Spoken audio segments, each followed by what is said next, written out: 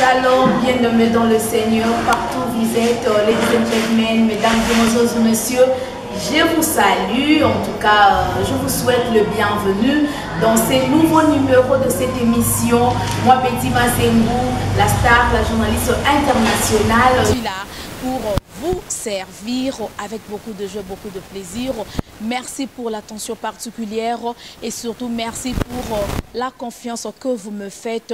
Que Dieu vous bénisse abondamment. Voilà, merci beaucoup déjà l'équipe technique, une équipe très costaud. Là, je vois l'ingénieur Dava Moubama, les papas de Joyce Davline. Salutations aussi à notre cordon Aristide Zapala, ainsi qu'à notre DG, M. Gaylor, et à mon réalisateur Steve Kanza, les professionnels. Salutations aussi à ma maman chérie, hein, maman Katiba Kissa. Coucou à vous et coucou à tous les le bien-aimé dans le Seigneur, à tous les fanatiques de l'émission Astar avec moi Betty Massengou, la maman de Joyce Davline. En tout cas, je vous aime beaucoup. Aujourd'hui, je reçois l'homme de Dieu, le pasteur Olivier Témétémé, le gardien de l'arche, le pasteur responsable de l'église Centre d'intercession Rehoboth. Déjà comme vous voyez derrière moi, donc une belle affiche. Hein? Donc l'église Rehoboth organise une grande campagne d'évangélisation, une grande campagne de délivrance plutôt. 10e édition, la délivrance de la maison de mon père. Thème qui a volé ma destinée. Nani aibi lobi nangai. Who stole my destiny? Wana na anglais, hein? Donc nani aibi lobi nangai. Ndeko zolanda biso. Ozokuta na ba problème ebele na vie na yo. Oyo destiné na yo bayiba makambu ezo simbate, musala ezo simbate, libala ezo simbate, commerce ezo simbate, classe ezo simbate, okenda poto e simba kakate. Ozo vivre vie oyo yo koki ko vivre te destiné na yo bayiba. Alors l'homme de Dieu est là.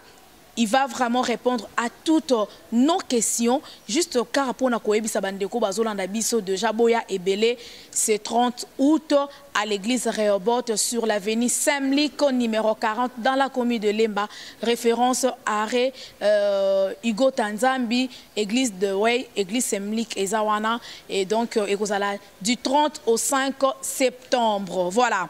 Nous commençons déjà notre émission. Pasteur Olivier Témétémé, bonjour l'homme de Dieu. Bonjour, moi Betty Massengou. Ouais, bonne santé.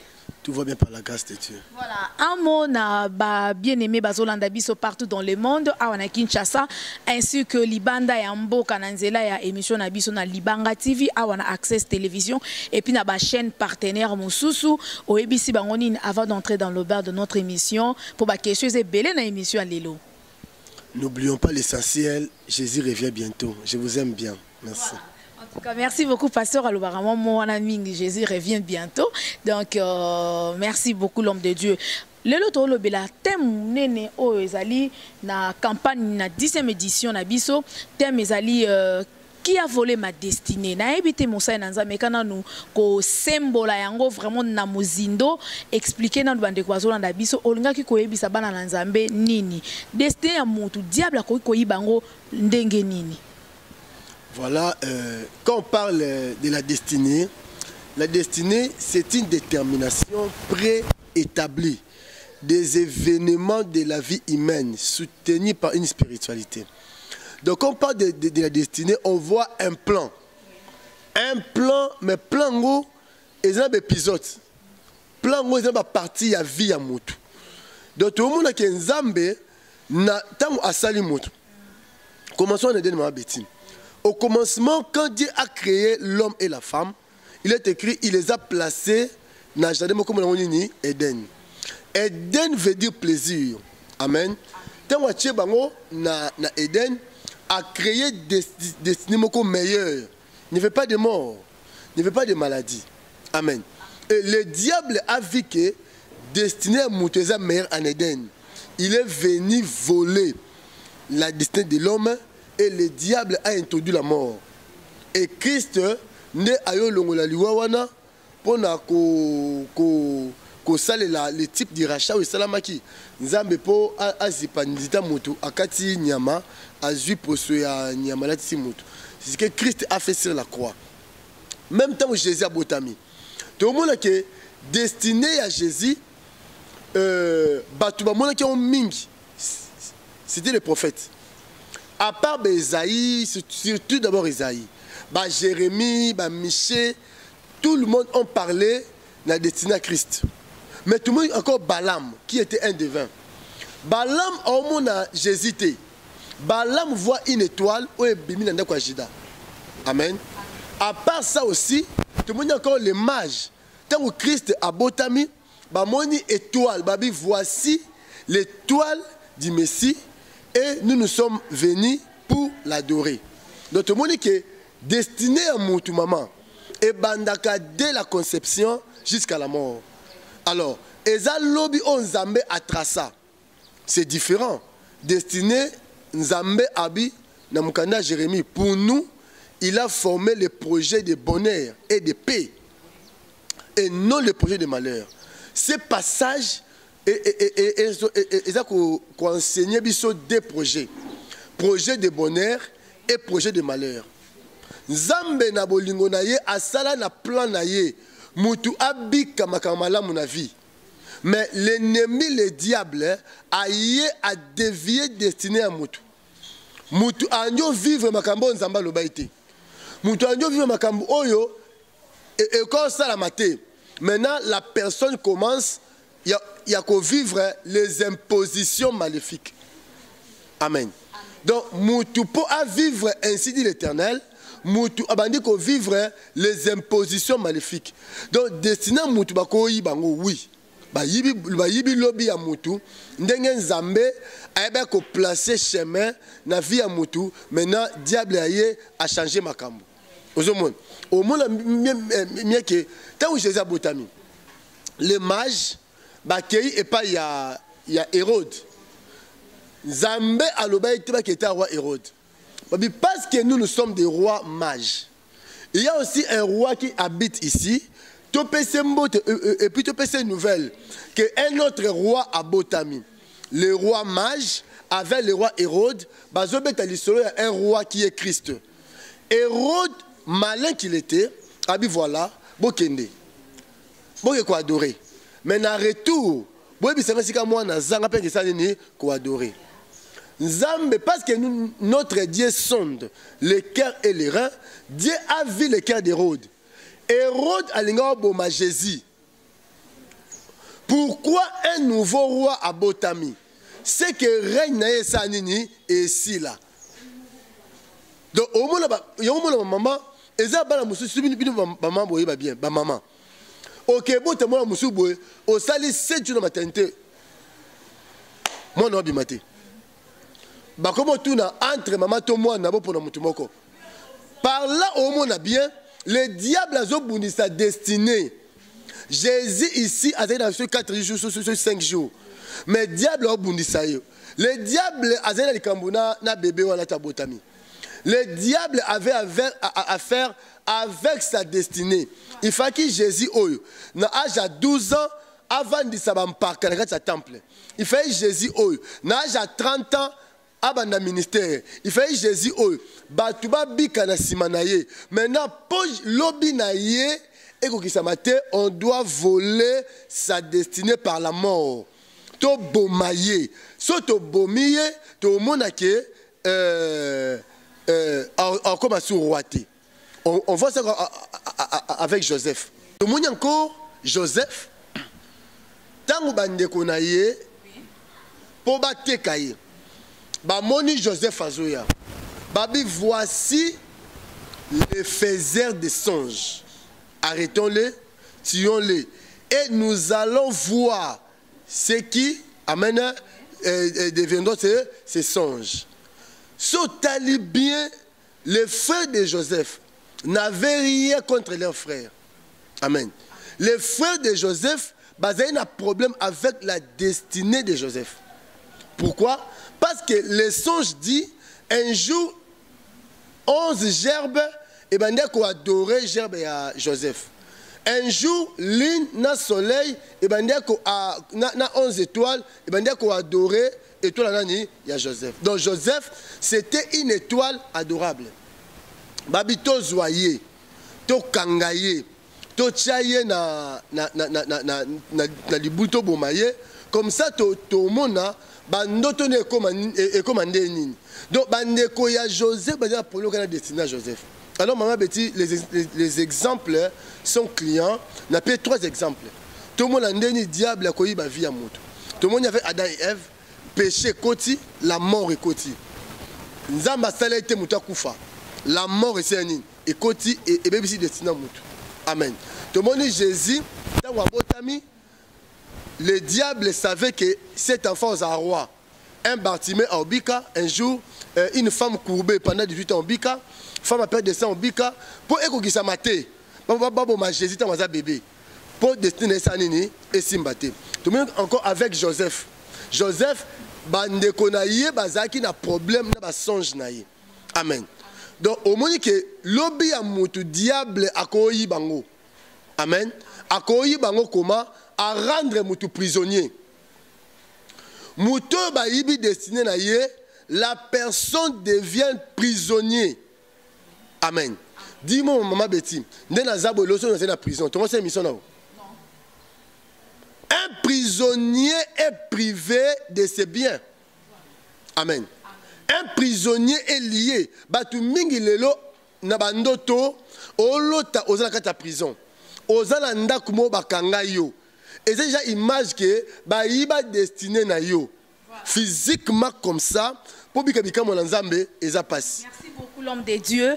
Je pense bande ko bozo landa biso bozo comprendre sujet tozo le bela lelo eza thème ya 10e édition ya la délivrance de la maison de mon père campagne oyo et pour narango religion té ezaloza mutu ya église protestante, église kimbangiste, église catholique, je ne sais pas moi, yaka. En tout cas, un rendez-vous à ne pas manquer, hein. Un rendez-vous à ne pas rater, c'est 30 août 2021 du 30 au 5 septembre à l'église Rehoboth. Voilà. En tout cas, mon Seigneur Molobi likamoza très important. Mais quand on linga, bandeko bazolo ne se pas comprendre ou expliquer que mutu diable a ko yiba destiné à mutu et banarana nous nakati ya libumu ou expliquer wana déjà c'est bon. Mais ba sin o ela kisaka que mutu oyo ba yiba destiné. Pour exemple batu mususu destiné na ko rosa déjà ba yiba ngo pas diable mais ba toma bazanga kate mais ya zone dimate que ba yiba destiné. Mais quand peut qu'on montrer qu'on démontrer plutôt ba sin o ela kisaka que mutu oyo destiné diable déjà yiba yango. Et là que ça me rende ngeni. Oui, destiné à mutu o ba yiba déjà. Et talisama na ba cause physique na ba cause spirituelle. Physiquement, mutu wana a vie moko une vie perdue. Et loko morte no simba la vie nae. Aja mobali aboye. Ake musala simbité. Ateka et simbate. Donc mon mutu ba ke normalement la nzela la vie nangate. Donc il n'y a pas de chemin parce que ta destinée est à voler. Oye bate amène au salanini, au suka wapi, au kende wapi. Donc ils ont signe déjà, il y a mutu oyo vinaye destiné naye bayiba déjà. Donc mutu a perdu. Non, personne sur la cause spirituelle. Donc quand vous avez perdu dans la vie, libala est simbité. Amen. Koteka est simbité. Musala est simbité. Dis-moi. Maintenant, Nzambe asala mutu bongote. Voyage et simbité. Pour ça, na batusu ba kena potope et simbarate. Aux appels la potokuna et simbité. Comme de moi bengabi pasteur, normalement roi na sali 7 ans en Belgique. Mukanda na zuite, normalement kana zonga. Ne c'est pas zonga te. Nzambe o alongola ki na Congo awa. Apesa mukanda kuna. Moi ke ndeko makambu et simbate. Donc quand rien ne marche dans ta vie, il y a une image que destin yo bayiba. Maman, Nzambe a créé mutu pambate. Vous êtes d'accord avec moi? Une personne inutile à Zalate. Mais comment yo la vie na yo rendre inutile? Nzambe, Dieu dans l'homme a créé ma potentialité. Au même aux journalistes lelo, ils ont la destinée. Donc, misal les ébélés, au cause de la juriste, au cause de la, je sais pas moi, nani médecin, au cause de, mais Nzamba sali que na vie na yo aux journalistes. Aux hommes, ils ont destiné na yo. C'est comme ça. C'est comme Moutou. Métier mon amokili. Ayebite. Atayi métier on peut simbaraté. Libala et simbaraté. Et aba signe que na parcours na yo parce que notre Dieu Abiboui. Pour nous il a formé les projets de bonheur. Na sa moi l'homme doit vivre les bonheurs. Bitumbe ko ya na ngona vie. Makambe ko za na famille. Mais Nzambe asala mutu te pour mutu amona pasi. Amen. Alléluia. Pas s'il y a épreuve ezali. Moutou point que pas sur nos vies faisait épreuve. Pas si nous son avis moutou sera temporaire. Eza chronométré. Ce moni na vie bando bote au monde ka passi. Et ben c'est que le bino basanini bayiba. Merci beaucoup, Pasteur Olivier Temete. Mais je veux revenir à vous, l'homme des dieux. Dès qu'à mon sein, rien ne marche dans ta vie. Yeba que destiné na yo, ba iba yango. Siko nani ya iba destiné na yo. Eza mutuna. Qui a volé ma destinée? Nani aiba lobi nanga? Oh, nani aibi lobi nanga?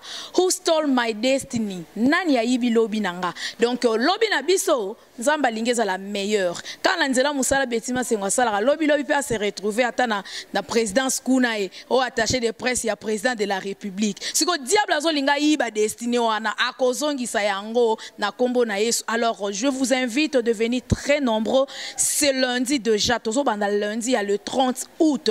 Si le 5, donc dimanche à le 5, nous à la clôture à la salle Wikele, na commune Karayalemba, avenue Semlik numéro 1. Voilà, on a deux images. Là déjà, si l'ingénieur Dave Moubama, le papa de Joyce Davlina, vous êtes prêts? C'est parti déjà avec la rubrique témoignage à place Oyo. Nzambe à pasteur Olivier Temeteme à côté likambu ya ba mama Oyo. Tozu kaka deux témoignages. Et ça quatre non, deux trop après. Maman Iguette Oyo a témoigné mon aîné Nzambe ainsi que maman Renate. Suivons ceci et on se retrouve juste après. Voilà, let's go now. Play. Comment yo petit frère donner un mot à d'autres qui yo zo tanda nani ati yo jadot yo va s'appeler ba bomanga avant le 6 juin pour là-bas à partir de pesa dans la famille on a quand de bien chaque jour et la ça va faire côté de la commission pour la il faut qu'on on va passer vite la journée est décatée mais la lobby est pour les gars il s'agit pas kufa ba kufa alors dans ta conception quand tu voyais le mariage tu vois un mariage digne au nom de Jésus.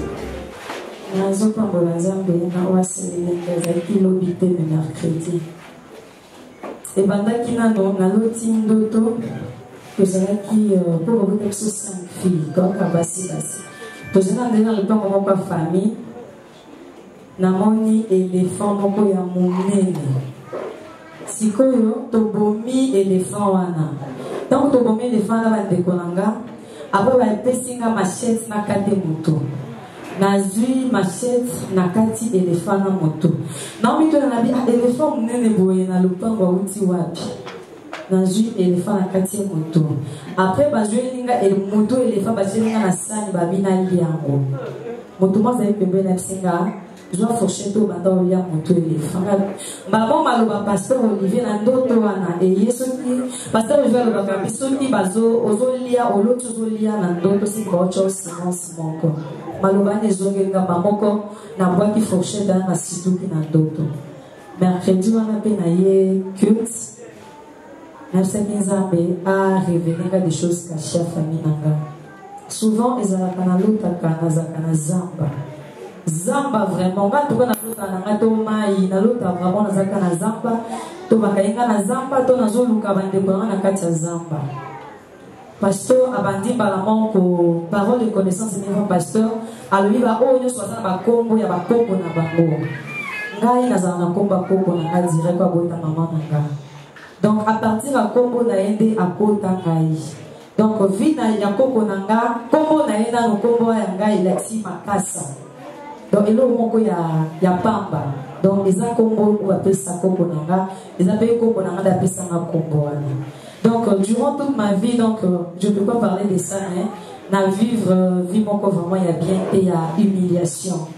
Parce que on t'a ramado ça là na koya qui na se retrouver na koyi babiminga na chaudière bando sapela ponanga directement nazomona frère Oredi alobi ke tobimise na kati ya zamba na mimona na kati ya zamba vraiment zamba monene ya monene vraiment na yo mona sikoyo na kati ya zamba ngona ndako moko ya mokie na bandeko na ngane so 5 nazaki na bana na ngapi sato ngana binga nazobima na kati esika bandeko bidi qu'est-ce qu'on bima te ba ngomonga bina kobima na bana na ngapi sato na banjo bima na bango na zamba na banjo kima na bango na fongoli siko porte ya zamba wana na bimi directement na yo mona pasteur Olivier na moni les deux frères Joël na moni maman en intercession na moni na frère Oredi nasi bango bandeko na batikali na zamba to kende to bimisa bango pasteur Olivier asimbi machette to simba bikonga to kota so na kata zamba poto bimisa so bandeko nanga et directement na mona ki to bimisa ki bango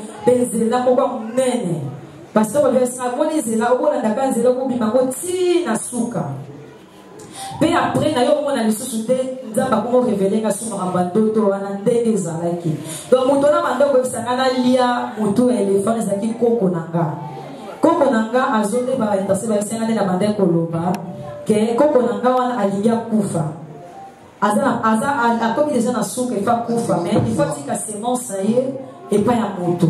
Donc, les mangas dans la combo d'ailleurs, à gâti la sémence et pas nanga. D'ailleurs, c'est un jour pour tout un liango. Donc, on va passer au lever vivre pour liango, il faut battre la sémence encore dans les autres. On a des cours pour manger pour le bas. Après, voilà, c'était la rubrique témoignage. Tout Kolanda ensemble, ndenge ba maman ba témoigner Moussa Nzambe to moni Nzambe ndenge a sali à travers yo nde to moni ba miracle zo sale maboye o ebele bazolanda biso de partout à wana Kinshasa même libanda ya mboka okoko yisabangoni surtout d'abord un petit commentaire na ba témoignage. Oui, que Dieu soit loué. Témoignage, nous sommes des serviteurs inutiles. C'est sa grâce. Voilà, au moni maman Iguet, au moni vision naïe. Témoignage maman Iguet et Mimi Bisso n'a expliqué Moutoubaïbi destiné spirituellement. Au moni maman abi na vision Pierre Zemakasi. À quoi bakeni na permanence. Abi hormis mon na kati zamba. Mais la femme azakinoise, avant na lemba, tu vas bien l'église. Mais moment la muta tambola, mais spirituellement à la wapi na zamba. Donc destiné na yé, ba yibi yango, ba bombi yango wapi na zamba. C'est un témoignage au moins 2 mois après ayobala. Il fallait qu'il y ait une délivrance. La femme a retrouvé sa destinée et ça dit que ça nini abala. Zamba ça qui est moi c'est alibala nanda kwa mutu. Amen. Mais l'ennemi a joué libala wana akomo bango wapi na zamba. Et quoi ça peut kana yo? Tant on l'autre souvent za kata zamba. Tant on l'autre za kata mai. Yo déjà kenda poto. Mais bandoto nyonso ozaka na Kinshasa.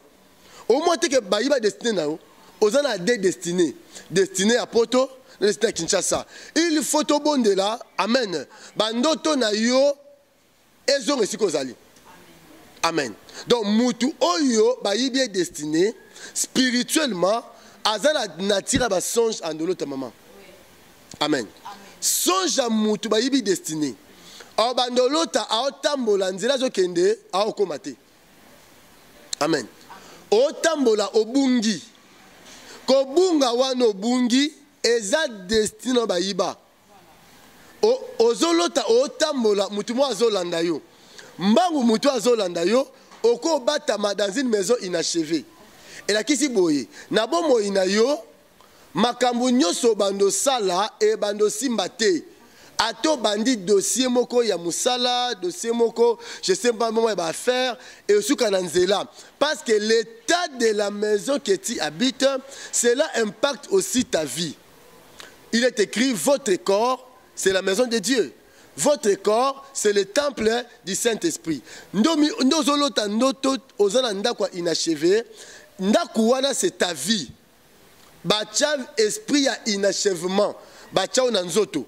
Ba yiba o destiné. Bazwa destiné na yo. Bacha onazi maison inachevée. Et cette maison est impacta vie na yo. Voilà. Alors, Pasteur Olivier, toi qui témoignage et puis na commentaire na yo ndenge maman a témoigné qui destiné bata na zamba. Bon bato balota kaza na kata mai, tolo ba ke destiné mutu diable pas bomba a bomba kango na zamba, a bombi na mai, a bombi mais quand un peu ko expliquer ça na ba endroit ni au diable qui na bomba ba destiné bato. C'est simple, bibliquement parlant. Un jour, ma fils a prophète, la place là où nous sommes est trop étroite. Allons près des Jourdains, cherchons une grande place. L'un des fils des prophètes a des femmes qui est passé là-bas. Pendant qu'on était instrument de travail, on a travaillé na et passé là. On est passé là, non?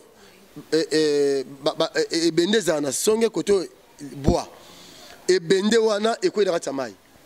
Donc, on peut aussi dire que les esprits des eaux réclamaient travail à moto. Amen. Et heureusement, Élisée a eu bois à Tchénamaï et Bendi et Bende. Le fer et nager dans l'eau. Ah, Isaïe a ngate, je l'avais emprunté et pas il y a frère Nangaï. Amen. Donc, maï pe et comme là, bilo kwa batu. Aux autres, bandoto ming, aux autres, maï. Maman, d'autres, c'est mon bébé, hein. Moi, ils appellent mari de nuit. Deux femmes de nuit. Je crois, même mari de nuit, elle appelle voleur à destinée. Ah. Mari de nuit, à quoi il y a un frère ici, une église, à ça, je crois, coutumier en décembre. Ce frère-là, Abi, ce qui kaka, à quoi ça atteste. Babi, bon, Torobe Ngayo. Moment où on a engagé dans Moussala, il faut aller ta femme de nuit. Femme de nuit, femme de nuit, c'est un voleur. Amen. A opérer en agent 10-10. Ceux osent la moussala, osent la moukanda, osent la passeport, osent la visa. Pendant l'état osent la. Oloti moi si à Boutou, to mobile à Boutou. Yeba ayo yibo destiné. Aye ayi bien moussala. Tant on ne connaît biso azu moussala. Le lo frère on a sala. Ah, on peut ça dire, bientôt. Pourquoi? Parce que à suite de délivrance de moi, c'est Boutou. Au hasard volé, il y a destiné. Amen. Donc, au moment que mon mari de nuit, et où tu as un zamba, et où tu as un cimetière, et où tu as un maï, et où tu as un bateau, puis ma prière maléfique. Bah, sous soignos, tant que tu as abusé dans bateau, azo y va bétoir la bateau. Amen.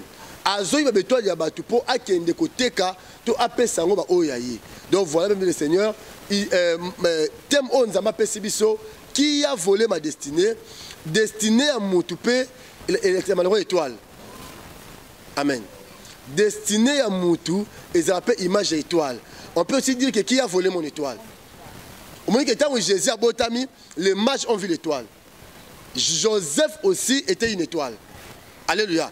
Une étoile adorable. Bah frère Joseph ba le bateau bo maye po songe na ye vision na sa nini et ko kisamate mutunyo son avis a ainsi dit l'Éternel. Nzamba loba un jour ma beti ba monyo chef de l'État opposé ma question et a destiné pour destiner futur ya mutu. Alléluia. Maintenant le diable a ko bundisaka futur ya mutu. Et bien que moi non ndazaboy ce qui a collé en sunga maman naï. Ce qui a collé en son famille, ce qui a collé en son église, na 7 ans, ba pese kindoki. Ba tche semence ma be pona détruire suite ya vie à moi. Amen. Donc tout le monde qui est to ya la campagne, to fungola ngo makasi penza. Ba tu musu mama, olali na butu, olati olota, otambola pieni. Hein? Olali na butu, olota, otambola pieni. Ndo za pieni wana Moutou a ibio sapatu na ibio destiné. Amen. Ola ila butu olati chemise. Mais chemise ango olati okangi ba butu na mukongo. Amen. Dans ta vie ba tia bolimo confusion. Ce moutala qui ont 1000 francs en paie 100 francs. Amen. Ola ila butu olati sapatu mabata. Hein? Gauche na droite, droite na gauche. Et ça ba signe que destiné à yo bayibi. Il y a un jour le baboy qui a de la folie pour obscurcir mes desseins.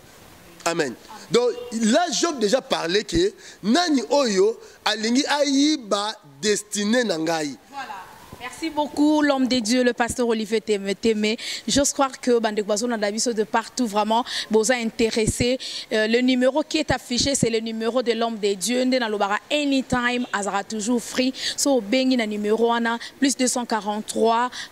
9 98 72 66 23. Je reprends pour la meilleure audition. Plus 243 9 98 72 66 23. C'est le numéro de l'homme de Dieu, le pasteur Olivier Témé. Mais Yozolanda Bisona Kin Yaka Awana Avenue Semlik numéro 40 on a commune ya Lemba, référence arrêt Igo Tanzambi, tout droit kaka avenue Semlik ezawana église de Way au Kiti na se église eza on a place to ça l'émission et yoza libanda mboko zo mona moyen ko ya boezate atana prière en ligne. L'homme de Dieu a disponible à kobonde la pona yo destiné na yo ekozonga yo poko témoigner lokwa bandeko nazo lexabino bonao tika image bolanda ndepe ba témoigner ki bango pe bayaki bakuta ina nzambe ya tiko take donc bazumba la moko tu libères bazumba la moko délivrance et bazo témoigner Jesus is wonderful. En tout cas, Jésus-Christ est merveilleux. Merci beaucoup. C'est parti, let's go now avec la rubrique témoignage. Merci beaucoup.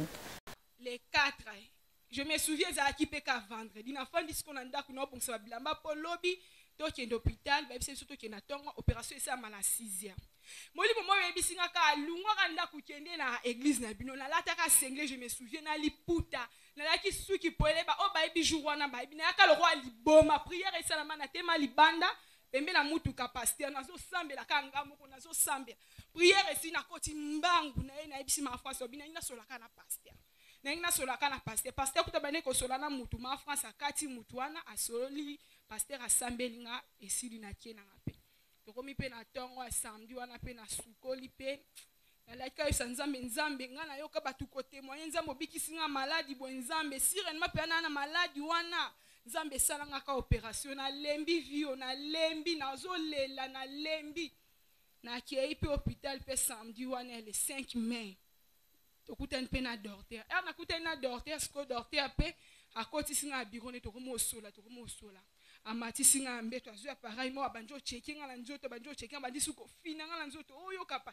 liboso ezaki ata so cheka musapi boy fona lela na okapasi makasi na okokati docteur a checking après ce comme ko fina ngala tibaga comme fina ngala nazolela ta pasi ata mukiete afininga ozo kapasi lobi nazo ke lokote docteur nazo ke lote kitana kiti atuninga yoza konzima lobi naza konzima makasi oza konzima atuni osambela na église na ebisi na sambela na robot après bisinga kende opération ele kalisu te neto futa bambongo na kota be échographie ba resinyo soyangoyo abisinga opération wana ekosala malisusu te na saki be examen ya mbangu peut-être bokoti ko hésiter ba resi biloko nyoso yango na kota ba kisi donc ezelaka accord na songa na ndimi no bi lelo basango opération bosa docteur azoni ayebisi mama biso kutakoso bite bozonga jour mususu no benga bino mama bi wana kaka mwana aboyi basa opération tonto mana mama bi mama mwana na bimi na hôpital na ozonga sute mama ko melo ba mbongo na nga pasi na futi $100 na nga pasi pour basa opération bi mama nga na ozonga lisute na ya na ebisa pasteur mabi pasteur et après quitte ezaka mkomo nzambe otoucher mutema na no témoigner fona témoigner makamisa basela ne nazana oka douleur te oni pasi oni eloko te na eko témoigner nzambe ya papa Olivier asalaka sûrement toye to sambela l'église na sincérité nzambe oselo parce que ngai nazana nga moleki nzela na uta na plein évangile na eko se retrouver na rebot yango naza reconnaissant merci papa ayaki premier kistan obima babengi bayebisi eke naza na hôpital toki na première hôpital ba compliqué ba transférer biso na deuxième hôpital nde bayiki kobenga pasteur Olivier ayaki tina monga fula kuna na hôpital esika nazalaki asambela mpo na nga nazwaki kimia mais docteur ayebisi nga il faut le kaka na opération mpo nozwa kimia tose renseigner mpo bato balekaki na étape wana de l'un de notre ancien a expliqué ki papa hôpital tokendaki pe kuna tant tokoti bayebisi nga fo ba opérer nga kaka mutolo evimbaki comme déjà na malformation Il faut ba opérenga hernie ya mutolo. Ebi singa il faut na kota échographie. Na célèbre examen mususu oui ebimaki vraiment yango. Na za na ba résultat nyonso aw. Ya mi balé na ki okota avant na kota ngo za ki mercredi to za na prière aw. Na za ki vraiment déterminant ya, na za ki na libanda. Ton papa banjo sambela abimi esikanga na zalaki aibi singa na longolio maladi ya libumu. Ton asambeli ponanga et yo sala bana côté ka ba livre moko. Noki kakati na ngai fona seleme. Na somba sous livre na sombi livre. To zena ba cotisation mon a payé lokola 20 000 francs. O nazalaki nango. Et le samedi ton toki échographie na yo kaka ba douleur makasi.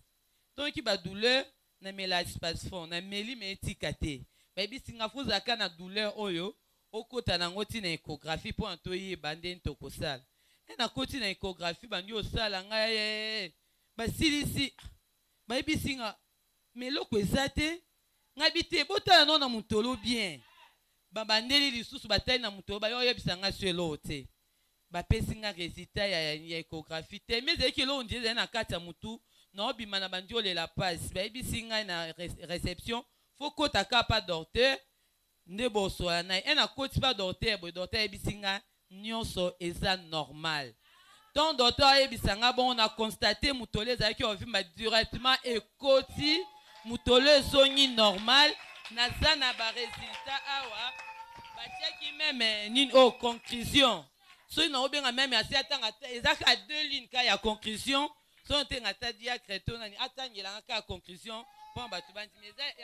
C'est plateau, merci beaucoup. Hein. C'était là le témoignage. Je pense bien, vous avez bien suivi les 2 témoignages. Il y a ma soeur pasteur Olivier Temete, mais Saleli Bango. Donc, les dieux de l'homme des dieux, de pasteur Olivier Temete, ma Koutanisa Bangona, Balobi, Wana Isa, miracle à Tikotak. Donc, Moutadaïna appendicite. Et opération donc sans cicatrice, nous avons sali opération sans cicatrice. Azui Lobi Konae. Et une autre sœur, l'homme de Dieu a bondé là qui n'a pas témoigné. Pasteur Olivier Temete, mais Tolandi va témoigner à Joana. Bandeko bazolanda biso OP, ba destiné na bango, diable aïba, ba koki kosala ndenge nini. Comprenez ma bêtise, même malade, hein? Malade et cause appelle signe au eye au iba destiné moto. Disons cette femme a perdu de sang. Pendant 12 ans, hein, 12 ans, à Biminanda Kounaye, à quel hors du camp. 12 ans. Amen. Donc, dis-moi maintenant, si cette femme avait un mari infidèle, Dieu a fait que moi, je suis en Alibala, malade yé, pour être malade de Bimisse en Alibala. Ne Libala Baïbi. Au moment que moi, je suis la Bible déclare, elle dépensait tout ce qu'elle possédait, tout ce qu'elle avait. Tant que kaka a kati ko dépensé, hein, tant malade, autant que Bible, tant que coulement est sang et kati, amen. Bilo européen, bilo européen c'est nin et sili. Donc tant bilo j'ai nango sili. TV tek était comme et sili ne azuni normal. Donc malade musu pe ko ya na vie na yo. Amen. Et il pour être désorienté et le on a destiné. Notre sœur Julia, le lot a travaillé. À de quelque part. Au moment que après sa guérison, c'est que l'ennemi déjà mon qui en avance. Puisque moi Betty, le monde spirituel est marchaka avant le monde réel. Amen. Le monde spirituel est toujours en avance. Donc l'ennemi a vu que cette femme, cette jeune fille, Abanda Moussala et son maman naïe. Bazu appendicite qui nous qui battait dans autres. Pour moment où on s'atteste, moment où on a Moussala à Zambé hôpital. Et notre Dieu a fait grâce et arrivé que cette femme a biki na malade. Tant qu'on a biki na malade, nous directement amène destiné à Moussala Senini et Zongi. On va voir cette une maman. Elle na hernie, il y a Motolou, hein? Tangu kaka to bondeli pona ye guérison seni et pe sami. Dieu est souverain maman. Matière ya miracle hein et ça maman pasteur c'est Jésus. Et si quand la parole de Dieu est prêchée na vérité bikamo na nzambe ekosalama. Amen.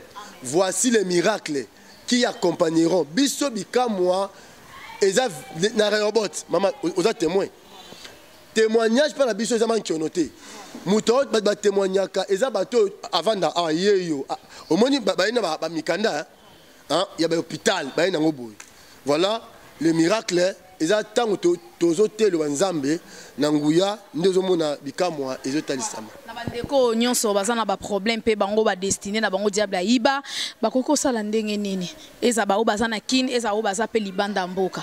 Merci beaucoup. Ozomona basumi bale ndumba baboti na kati ya maternité moko abomi mwana na butu maligne qu'elle était, elle a changé l'enfant de l'autre. Azu mwana ya bomoy ya zui ya okufa pesi muninga. La Bible déclare le matin azu mwana anyota la mwana. La Bible dit elle a regardé attentivement son fils. Abi mwana oza ba tre ya mobali na ngate. Mwana yo on a melisa mercredi. Eza yete. Oh ba tikenga jeudi na tongo ya mwana mususu. Abisi muninga bi zo mwana yo mwana baza na bomoyi. Oya kufa na te tuke pa Salomon. Salomon atomboleka mopanga. Tango atomboli epée. Amen. Mwana oyo bayiba kaseni azongeli maman na ye. Donc cet enfant a récupéré destinée na ye. Maman Betty, réfléchissons ensemble. Si cet enfant oh azamouane oza bébé Joyce. Parce que bébé Joyce bayibi maternité. Ba peso mona mususu o boko la mona za makila na ote. Cet enfant anga ko na chaleur à mutu mususu. Anga me la libele ya maman mususu. Anga ko la anga na bonne croissance te. Parce que makila o ezo boko la ye eza ya yete. Ozomona ke banye ba yi ba destiné ya mwana oyo et petango telemi destiné mona se nini ezongi. O azana problème yaka. Mopange o telema. Amen. Tant mopange o telema destiné na se nini et ozonga. L'épée c'est la parole. Il est écrit la parole de Dieu c'est une épée à double tranchante. Tant au tombe là quand la parole sera prêchée. Mutuna mutu a récupéré o ya bungisaki. Mutuna mutu oh, mon destiné na ye ba ye ezonga en ordre. Ndenge nzambe asala vie na ezala. Projet donc campagne maman. Ba Dieu bon on a avec succès. Du 30 au 5 septembre. Amen. Ba on retrouver vie na bon nzambe ngezala. Merci beaucoup. Voilà. Merci beaucoup l'homme de Dieu. Alors pour na ba pratique ou ça la malé na ba église on mona mutana problème aye délivrance. Oh pasteur azu akate banzoloko, azu mai asopelier et comment kuna ba sous pasteur ba pratique moko vraiment eza vraiment kitoko mingi te lelo bana na nzambe belé bazobunga nzela na ba faux pasteur na ba faux prophète je sais pas bandeko bazolanda biso musupe bakoma na moko banga aotala kaka délivrance qui a volé ma destinée tem moko ya malamu délivrance c'est la maison de mon père mais tant oya pour azwa délivrance na ye faut sala lolenge nini ou azala ndenge nini na muto bayibi destinée tango ko nyata matambe na ene robot afin que destinée na ezonga.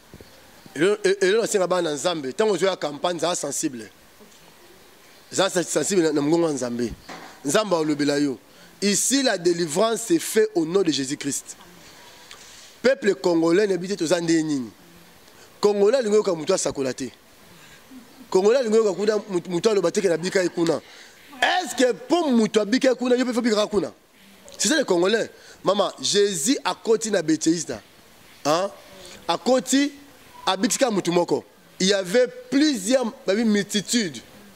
Jésus a Mutumoko. Ministère à Jésus. Marc 1, 21, Mutabiki na synagogue. Amen. Nani Bartimée Abika Lanzela. L'homme a 38 ans, Amen. Abiki na mai, na piscine. Donc, église aux Ali. Hein? Sobatel Banzambe na Bosolo. Et ça m'a été boumela. Va dans l'église. Ceux qui ont dit que l'église, la parole n'est pas prêchée. Et c'est là que, bon, papa, pasteur, nous avons la prophétie à 48 pages. Si 48 pages, à ta mon côté, frère, balobaka, tout le monde est raté. Moi, je prophétise. Vous voyez, na sakolaka, na monaka, na yokarapé.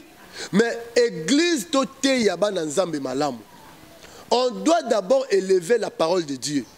Dans un ministère, il y a parole et non ministère de dons. Biso na robot, même pas protocole basakula. Ba ministère ba maman basakula. Donc la prophétie chez nous c'est au quotidien. Amen.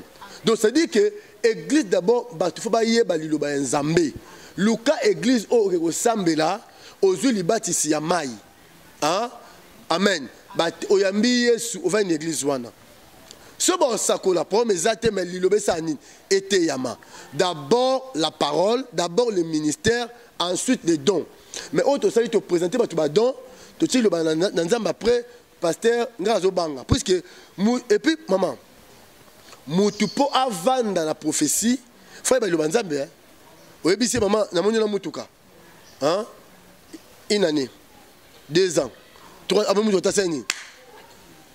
Akepa mutu mususu. Na monyo na avion une année au moni que ti yesoya batu mingi ba église so bokeli felo. Donc voilà et l'autre aussi nga ba na nzambe bo ba pratique ya mabe wana bo bolanda ngote. Il y a des hommes de Dieu capables puissants na Congo. Alléluia. Batu na nzambe ba ote nzambe liba nzambe na solo bazali. So de sika malamu ndeko bondela. So wana sika te to bengi yo yaka. Amen. Wana sika te yaka na Rehoboth. Avenue Semiliki numéro 40, commune de Lemba. Référence Nabiso, Galerie Igo Tanzambi. Okiti na super Lemba. Ton a terminus à Lemba. Obisi moto moto. Tikanga na avenue Semiliki. L'église de Rehoboth. Boyo Tikayo. To Sambela. Au région de Bandekono. Bazawana. Nous allons prier ici chez nous. To bara Jésus-Christ ou rien. To Sangisaye Souté. Amen. Yesu Kaka. Soyez Yesu. Amen. En tout cas, Yesu kaka en église Rehoboth pour le loba pasteur et belé ba comment na ba kisi hier dans sangisa nzambe na kisi. Mais l'homme de Dieu le pasteur Olivier Temete mais fidèle toujours na pas quoi na ye nzamba tsa likolo na ye donc fidèle toujours na Jésus-Christ na nzambe na ye wa benga ye na ministère oyo. En tout cas, nous sommes de témoins hein, na kolo ba bon de témoins vraiment oculaires hein. O tozo mona ba témoignage vivant ngai hein, to mona ka yango en église Rehoboth parce que ngapé nazalaka na kati église Rehoboth. Alors na bengi si bino nyonso boya, venez très nombreux en tout cas bien-aimés dans le Seigneur. Partout vous êtes, ate ozana poto so lobi ke na futa pe biena ya yaka. Hein, cette affaire nous concerne tous. Yaka. Yo et vacances na kin. Yaka adresse eza avenue Semlik numéro 40, commune Lemba. Référence arrêt Hugo Tanzambi, église de Way. Donc, église Rehoboth et Ebana Sokoye Awa Rosala, vraiment le bienvenu ou la bienvenue. En tout cas, merci beaucoup déjà à tout le monde. Merci beaucoup déjà à notre frère Gorbi et Fata Mobimba, frère Blondie, maman Higuette, maman Nyoso, maman France Moussinibi, maman Ange Temeteme, maman Blandine Alimoya, maman Renate, en tout cas, mon thème à papa Jimmy, maman, en tout cas, frère Oredi Basoko, frère Jimmy Kapangala, en tout cas, église Rehoboth Mobimba, papa Jefté, Pacifique, papa Paul Yema, maman Chantal Baya, maman la blonde Mola Soko, hein, depuis Turquie, de gros bisous à vous, hein, maman la blonde Mola Soko, ah, voilà, vraiment fan, il y avait Tima Sembu, en tout cas, de gros bisous ma soeur, là où vous êtes, champion Kayele depuis Kenya. Maman Mado, en tout cas, on a battu vraiment, hein, bah, fidèle à l'église Rehoboth. Je vous salue, je vous aime beaucoup et merci beaucoup de Jeanne. Maman Nola, Kamanda, de gros bisous à vous et merci beaucoup déjà. Nabande Kubolandi, Solibanda Yamboka, la joie Mado Pichuna, frère Cédric Temete, maman Cathy, maman j'ai Temete, mais en tout cas, la joie Mado Pichuna na Françoana, de gros bisous. Tassim à la Fondation Betty Masengu, il y a Noël Kikiani, moté ma maman Titi Kikiani na London. En tout cas, maman Cathy Bakissa. Et merci beaucoup. Merci beaucoup à vous tous. Pasteur, nous sommes arrivés à la fin. Un dernier message. Nabana Nanzame Balanzio, numéro à téléphone. Et puis quelques salutations. Merci beaucoup. Message au ça Nabana Nanzame. La maison de ton père est occupée, désorienté destiné. Terak veut dire retard. Abraham, la maison de Terak est destinée à Abraham. Yemo Terak aboti Abraham na 70 ans, Abraham aboti na 100 ans. Isaac aboti na 60 ans. Pourquoi? Parce qu'il y avait un lien entre Abraham et la maison de Terak. Tant Abraham a bimé de délivrance. Ban Nzambe toya, il y a une délivrance de famille. Benga bato famille na onyos. Ndako lobi ko izara musika te. Luka transport bato chango bazaka. Bato mbinza bazalaka. Yambonga fula bayaka 4 ko Kinshasa. Ndeko yaka to luka Nzambe na libota na yo. Il est écrit quoi au Seigneur Jésus sera sauvé toi et ta famille. Viens. Alors, moi, je suis ça, numéro d'Angeza 00243 9 98 72 66 23. 00243 9 98 72 66 23. Ou 00243 89 63 91 339. Plus 243 89 63 91 339. Voilà, je vous aime beaucoup. Salutations à ma femme, maman Ange, Sakou Temeteme, je vous aime beaucoup. Vous êtes belé. Merci. Merci beaucoup en tout cas, Pasteur Olivier Temeteme, en tout cas, Toya est belé, Pasteur Alobian très bien. Moi, je serai là avec toute ma famille. Toi également, viens. Donc, vraiment, tu remontes à l'oboko na Nzambe. Nzambe a kangola ba destinée na biso parce que tu bengami, tu zala na ba destinée comme meilleur. Merci beaucoup. Donc, qui a volé ma destinée? Nana Yibi Lobi Nanga, who stole my destiny? Merci en tout cas, l'homme de Dieu, le pasteur Olivier Temeteme. On se retrouve déjà dans l'Obaka. Tout commence bien, finit bien. Donc, merci déjà à l'ingénieur Dave Moubama. Merci déjà à Patrick Nzenga. Aujourd'hui, tu as fouillé, Patrick, frère Patrick, place Azali, na PC Bambote. En tout cas, merci, que Dieu vous bénisse abondamment, chers amis. On se retrouve déjà à la prochaine. Et d'ici là, portez-vous bien et surtout, prenez bien soin de vous. Merci beaucoup. Au revoir. À plus. Bye.